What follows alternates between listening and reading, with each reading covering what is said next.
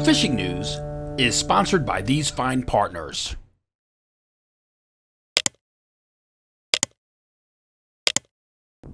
Things are really starting to feel like we have made it over the peak of winter and we are now getting close to spring. Saturday's weather is looking good and maybe, just maybe, that will be the day the wind will finally stop blowing.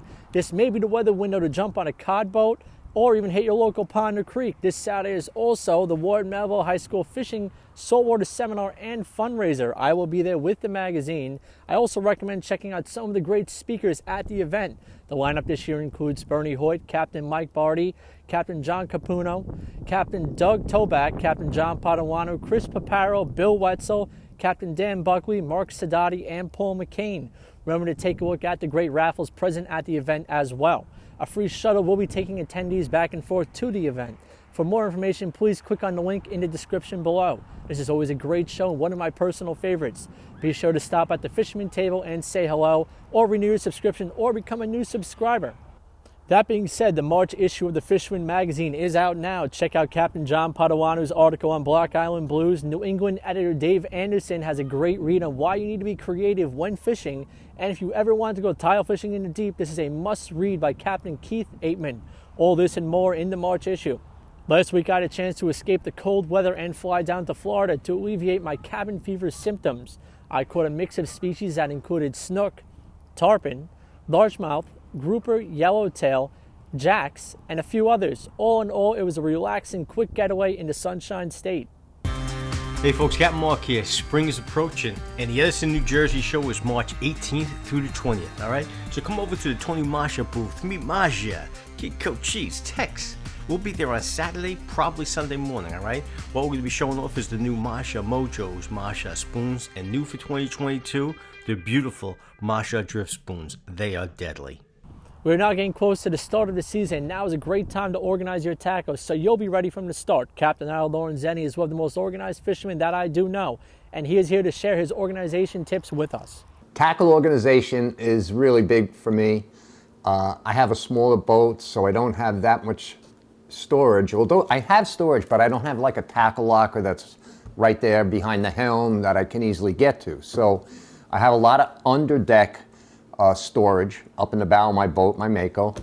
And the thing is, when I go out fishing, I have a target species in mind right away. So if I'm going fluke fishing today, I have all my fluke rods all set up with the rigs already on them. But when you're out there fishing, things can happen. You know, you might have a school of striped bass show up, or you get word that, hey, the bunker pods are offshore. You know, who knows? You got to be ready to catch anything. So in order to do that, you have to have all kinds of different tackle available on your boat and easily accessible. So what I found is, since I have a lot of under deck storage up in the bow of my boat, and I guess most boats are going to have a couple of hatches here and there to store tackle. What I do is, if you just throw it in there in a big pile, it's a disaster. You won't find anything, everything gets tangled, it gets rusty, and it's a disaster. So over the years, what I found one of the best ways to keep a great amount of assorted tackle to be able to handle any fishing situation that shows up on a given day is to put my tackle into storage boxes and put it into the storage area on my boat.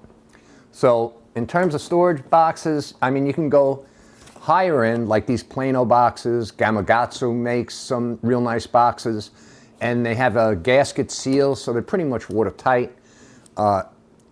So you can go that way, and I have a bunch of those, and they stack really well. So that's one way to go. I found another inexpensive way to go is to buy these food storage containers in the supermarket, and if you buy like the supermarket brand, not say like Tupperware or something like that, they're very inexpensive. You can get 3 or 4 of them for like, basically about $1 a piece. And what I do is, for example, in this one, the smaller size, I have all my terminal gear, meaning swivels, quick clips, split rings, all in one place. I have it labeled, and that'll be in my storage area. So when I open up the lid and I'm looking for it, I simply look for the box that I need that has what I want, pull it out, and we're ready to go. And they make them in all different sizes. You see in this larger one here, I have a bunch of treble hooks, and that stays on the boat in case I got to re-rig something. So I really make use of these. I probably have 30 or 40 of them. And as the season changes, I'll add to it, put more as the different species show up. When we get into the fall, September, and the fall salvies show up, I'll get a lot of little jigs, rigged up and ready to go. So these things can be switched around. Some can be taken out of the house, put on the boat, back and forth. But I always have basically all the tackle I need to catch anything that's swimming out there at a given time during the season. In addition to that, when I go fishing, let's say today I got a crew going, we're going to go fluke fishing. I obviously bring the fluke fishing rods, but then I also bring jigging rods, light tackle spinning, and heavy tackle spinning in case I decide to switch off to another species. So I carry every day between 10 and 14 rods on the boat, so I pretty much have everything covered should anything show up that's out of the ordinary. Then, so all of this tackle can be stored, but then I have the stuff that I go to on a regular basis that I expect to use on any given day. And I found the easiest way to keep it handy is a good old-fashioned bucket.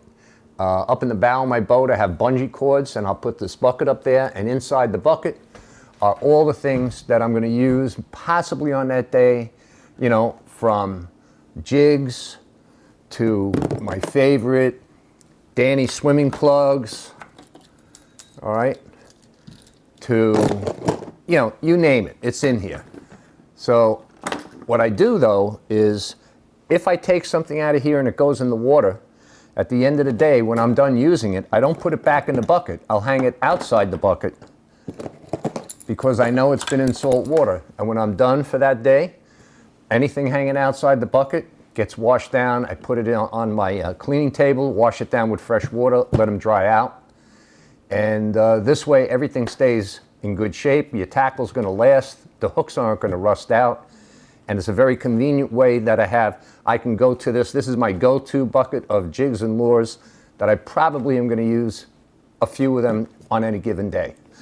One other thing I should say, and that is when I put tackle in these boxes, I add some of these desiccants in there. They'll absorb any moisture that gets in and really prevent the hooks from rusting over a long period of time. That's another tip. And then my other gear, the other rods and reels I have on the boat, not for the target species of the day, but the jigging rods and spinning rods, all of them we rigged up with about 1.5 feet to 2 foot long leader with a swivel, 80-pound Spro swivel, 50 or 60-pound fluorocarbon, and a quick clip at the end of it, so I can pick up any rod and reel and hook a jig on there or a plug, and I'm ready to go for the alternative species. So that's about it. This is the time of year you want to get on it. Get your stuff organized. These are my recommendations. When you do that, you're going to be a better fisherman. You're going to be able to attack any species, any given day, and really put you at the top of your game. Now let's check in with Captain Timothy O'Rourke from Montauk. Tim. Well, greetings everyone from Montauk.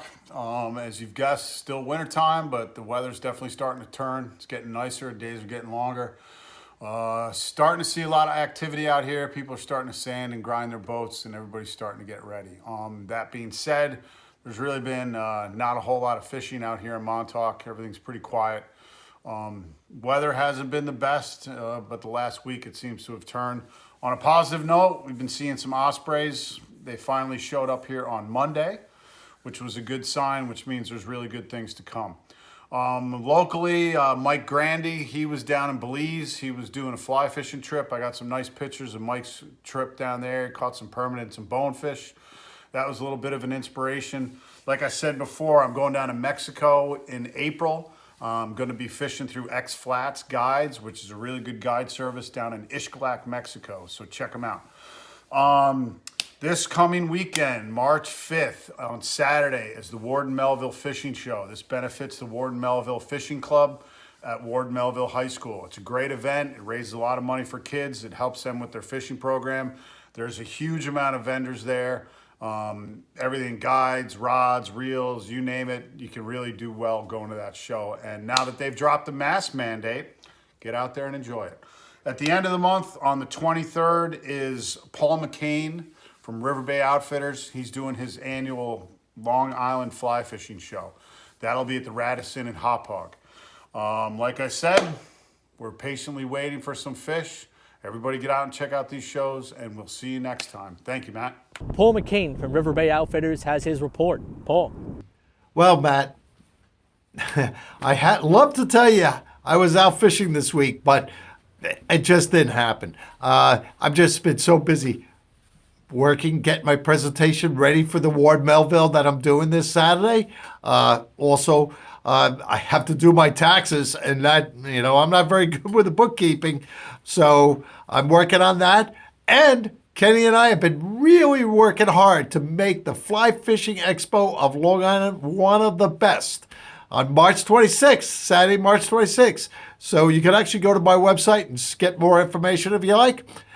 As far as the fishing goes, the lucky ones have been going out. Especially, of course, the Connecticut Spring Creeks on Long Island are doing well. I've also been hearing fishing on the Carls River.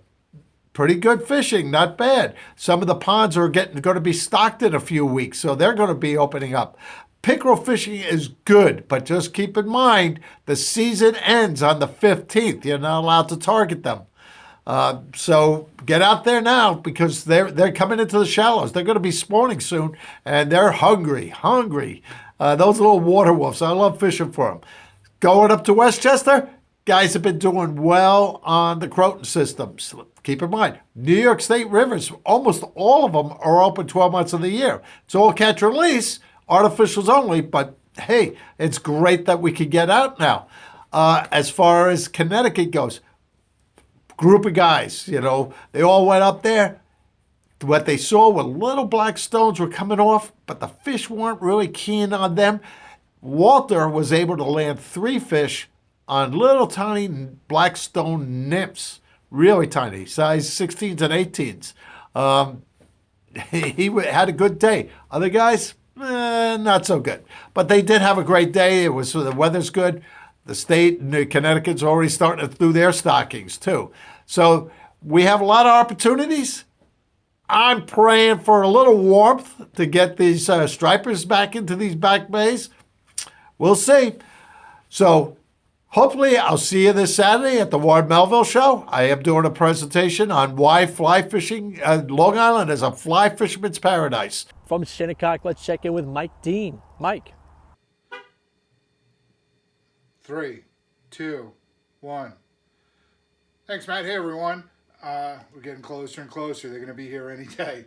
I was talking to a buddy that is out in Jersey, and their season started yesterday, I believe, or I guess Monday.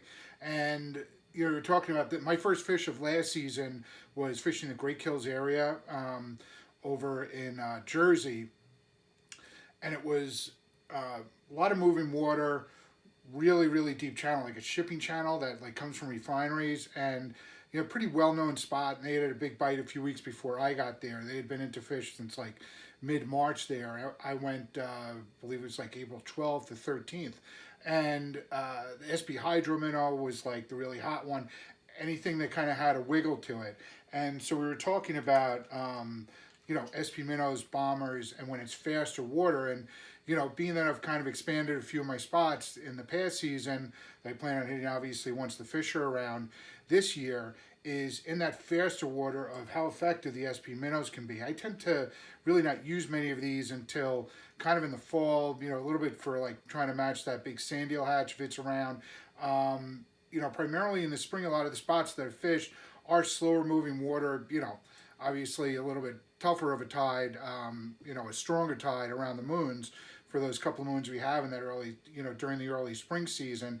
So it is a lot more of the soft plastics I've discussed, on, half to maybe 1 ounce jig heads. So something that I'm planning to do this spring is to kind of make a lot more use out of these. I do want to, switch out the back treble for an inline. I know that you have to kind of be careful with the SP minnows, being that they're kind of a lighter lure. For the most part, a lot of people like using the floating ones. Can throw off the action of it. So just kind of try to keep an eye on that. And, this has the rattle and, being that it's kind of a smaller profile, I feel like it matches some of that early spring, the peanut bunker at times, and a lot of the profiles that are around that, the worms, the shrimp, and whatnot. So, and those stronger currents around the inlets, I think this is really going to get it done. Okay, cabin fever in the off season was really at its high, but soon enough we'll be out there catching. So, any questions you got about the upcoming season, just let us know. Drop a comment below, reach out on social media, and before you know it, we'll be out there catching them up. All right, I'll talk to you next week. Back to you, Matt. Thanks. From Northport, we have Mark McGowan from Cow Harbor Bait and Tackle.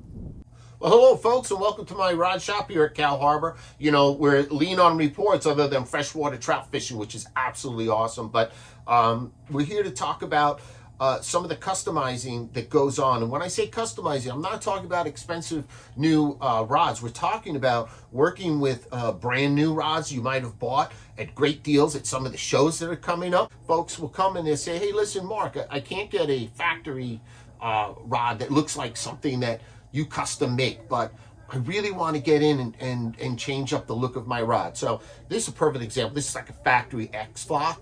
This is a factory Cork. They're both fantastic factory rods.